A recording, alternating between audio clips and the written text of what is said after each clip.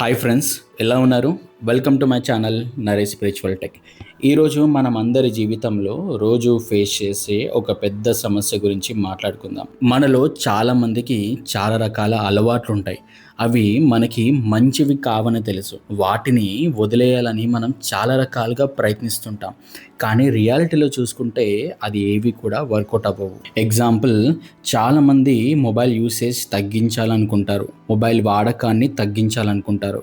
కానీ రియాలిటీలో చూసుకుంటే ఒక చిన్న నోటిఫికేషన్ రాగానే మన మనస్సు, మన చేతులు ఆటోమేటిక్గా మొబైల్ వైపు వెళ్తుంది.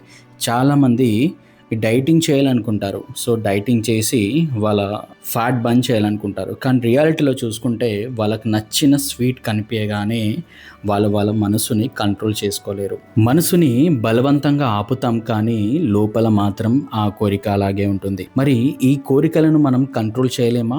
ఎస్, కంట్రోల్ చేయగలం. దీనికి సొల్యూషన్ శ్రీకృష్ణుడు భగవద్గీతలో ఒక శ్లోకాల చెప్పారు. ఆ శ్లోకం ఏంటో మనం ఈ వీడియోలో డిస్కస్ చేద్దాం. ఈ శ్లోకాన్ని స్టార్ట్ చేసే ముందు మీకు ఒక చిన్న కథ చెప్తా, వినండి. ఒక అడవిలో ఒక కోతి ఉంది. దానికి ఒక చెట్టు తొర్రలో చాలా వేరుశనగ పప్పులు కనిపించాయి. ఆ ఆశతో కోతి ఆ చిన్న తొర్రలోకి తన చేతిని పెట్టి గుప్పెడు నిండా పప్పులు పట్టుకుంది. తీరా చెయ్యి బయటికి తీద్దామనుకుంటే ఆ గుప్పెడు వెడల్పు ఎక్కువై చెయ్యి రాలేదు. చెయ్యి బయటికి రావాలంటే అది పప్పులను వదిలేయాలి.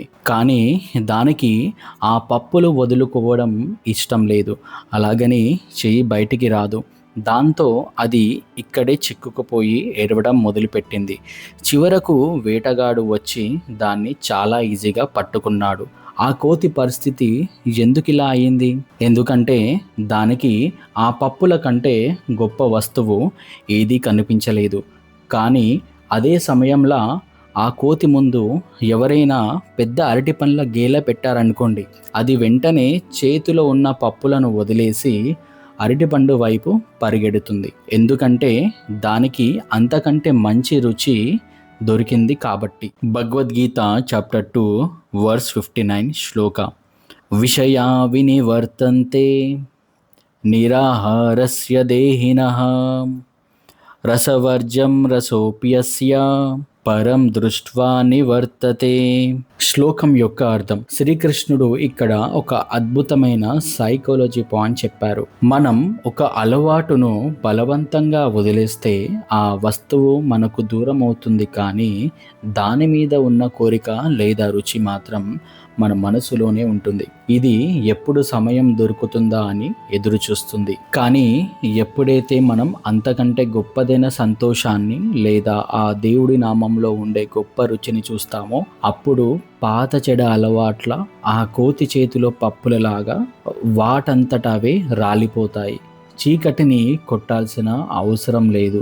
వెలుగుని తీసుకొస్తే చీకటి మాయమైపోతుంది. ఈ శ్లోకాన్ని మనం రోజువారీ జీవితంలో 3 రకాలుగా చూద్దాం. చాలా మంది చిన్న పిల్లలకి బయట జంక్ ఫుడ్ తినడం అలవాటు, like ice cream, Kurkure and burger, pizzas. అలా చాలా మంది పేరెంట్స్ లేదా తల్లిదండ్రులు వాటిని తినడం మంచిది కాదు అని చాలా రకాలుగా చెప్తారు, కొన్నిసార్లు కొడతారు కూడా. సో అయినప్పటికీ పిల్లలు దొంగతనంగా వెళ్ళి ఆ జంక్ ఫుడ్ తినడం అలవాటు చేసుకుంటారు.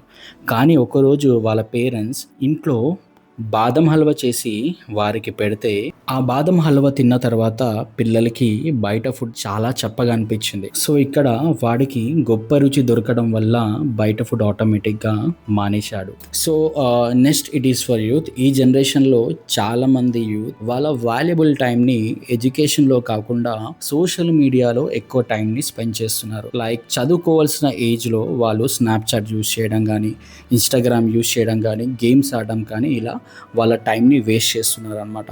సో దీన్ని కంట్రోల్ చేయాలంటే చాలా కష్టం. సో దానికి పేరెంట్స్ ఏం చేస్తారంటే ఆ మొబైల్ లోపల ఉన్న అప్లికేషన్స్ని లైక్ ఇన్స్టాగ్రామ్ కానీ, సోషల్ మీడియా యాప్స్ కానీ వాటన్నిటిని అన్ఇన్స్టాల్ చేస్తారు. సో వెంటనే నెక్స్ట్ డే పిల్లలు ఏం చేస్తారు, వెంటనే ఇన్స్టాల్ చేసుకో. సో ఇది కంట్రోల్ చేయడం చాలా కష్టం. ఇలా కాకుండా పిల్లలకి ఒక మంచి కెరియర్ గైడ్ దొరికిందనుకోండి, ఒక మంచి కెరియర్ ఆప్షన్ లేదా ఒక మంచి బిజినెస్ ఐడియా దొరికిందనుకోండి, వాడు ఆ పనిలో సక్సెస్ అవుతుంటే వాడికి వచ్చే కిక్ ముందు ఈ ఫోన్ యూసేజ్ కానీ, ఈ ఇన్స్టాగ్రామ్ రీల్స్ చూడడం కానీ చాలా చిన్నవిగా అనిపిస్తాయి. సో ఆటోమేటిక్గా వాడి దగ్గర ఉన్న ఈ అలవాట్లు ఆటోమేటిక్గా ఆగిపోతాయి అన్నమాట. నెక్స్ట్ పెద్దవాళ్ళకి. మన ఇంట్లో పెద్దవాళ్ళు ఎప్పుడూ పక్కింటోడు అన్న మాటల్లోనూ, పాత గొడవల్లోనూ తలుచుకొని లోపల లోపల కుళ్ళిపోతుంటారు. ఈ కోపాలన్నీ బలవంతంగా ఆపలేరు, కానీ వాళ్ళు తమ మనసుని ధ్యానం వైపు లేదా భగవంతుడి నామస్మరణ వైపు మళ్ళిస్తే అక్కడ దొరికే ప్రశాంతత ముందు ఈ లోకమన్న మాటలు చాలా చిన్నవిగా అనిపిస్తాయి. పాత కోపాలు వాటంతటవే మాయమైపోతాయి. గుర్తించుకోండి ఫ్రెండ్స్, మనసుతో యుద్ధం చేయకండి. ఇది చేయకూడదు, అది చేయకూడదు అని దాన్ని హింసించకండి. దానికి బదులుగా అంతకంటే మంచి పనిని, గొప్ప సంతోషాన్ని మనసుకు చూపించండి. మనం ఆ కృష్ణుడిని లేదా మన లోపల ఉన్న ప్రశాంతతను ఒక్కసారి రుచి చూస్తే ఈ లోకంలో ఉండే చిన్న చిన్న టెన్షన్లు మనల్ని ఏమి చేయలేవు.